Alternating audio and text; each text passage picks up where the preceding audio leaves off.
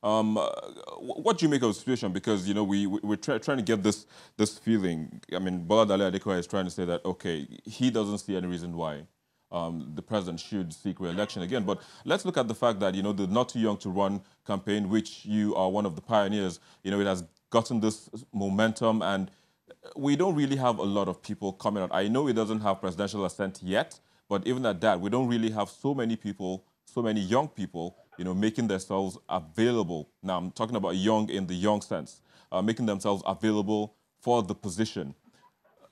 How does that make you feel, first and foremost, before we go further?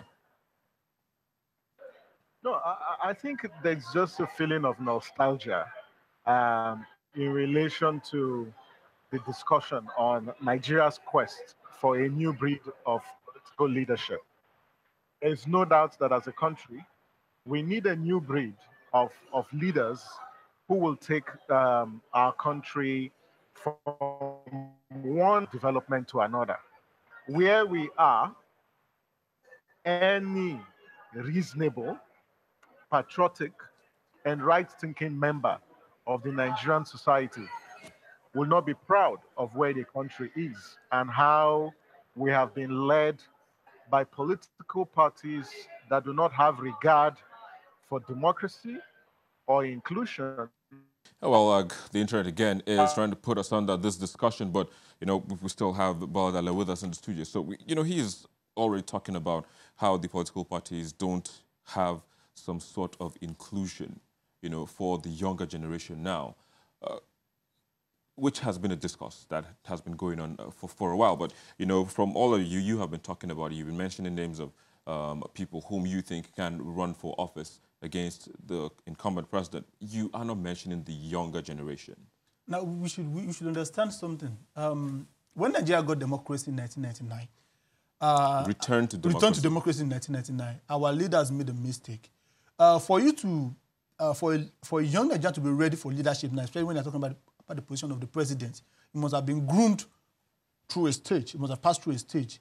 Unfortunately, from 1999 till 2018 that we are in, there is no identified Nigerian youth that has passed through the administration process of governance, and that's a big problem. I am not. Does that make them unvotable? No, that does not disqualify them, or that does not make them unelectable. But now, if you look at someone like Sowore, that has passed through a lot of. How old is he? Sowore is 46. If you look at someone like 47 or 6. Well, 46. If you look at the Sowore that has passed through the process of leadership from the student unionism to activism and the rest, now down to the role he has played as in the corporate entity as the CEO as the publisher of Sahara Reporter. If you look at him, you look at someone that has that potential. However, I think it is less for people to decide. It is one for you to have the potential. It's another thing for them to look at how you will function under the pressure of public office. It's a different ballgame entirely. However, I don't want us to base analysis of governance on the issue of age or not. What I feel should be the utmost concern of most Nigerians now is this: let us have someone who is capable, who can actually deliver, someone who has the willpower there. Then, most importantly, let's ensure that we have one of the youngest cabinets in the history of this country. Just hold your thoughts on that. Talking about young cabinets, we have Samson Itodo. He joins us back again. Well, Samson, we were just looking at the issue where you left it off from, talking about youth inclusion from the political parties, existing political parties that we have, and also apart from the inclusion, as well as looking at the fact that at the moment we don't really have the young people coming out for the position of president, which is the focus of this discourse. But again, let's come to the issue of inclusion, which you were talking about earlier on. It must be made that there are a lot of young people who have what it takes, who have the capacity, who have the moral integrity to run for office. But then our political power not uphold the principles of internal party democracy in the candidate selection process.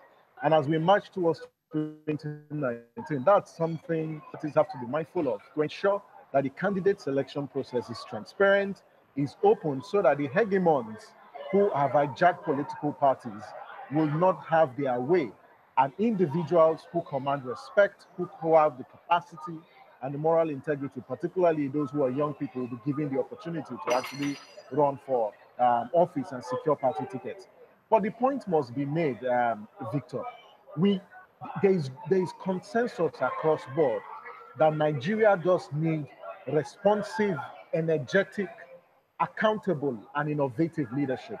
And the only social category that can afford you that is actually the younger population. We no longer need the older people in seats of office who do not have what it takes to lead us. We need them to go and take the back seat and provide guidance for young people, that intergenerational dialogue.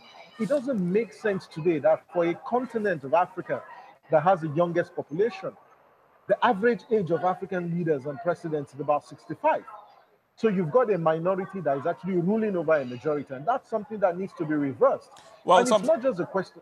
if I may comment, I mean, there's also been, the argument that a couple of young people who got into power as governors and senators back, when Nigeria returned to democracy, have actually found or still have. I mean, that's about how many years after, still have cases, of mismanagement of funds there and here. I don't want to mention names, but we have a few people who were governors far back as 1999 who still have cases with the EFCC. So a lot of people are saying that, okay, even the young people are not that, how would I put it now, clean enough, to hold office and be held accountable and not even delve into those things or those shenanigans that people are actually fighting against at the moment.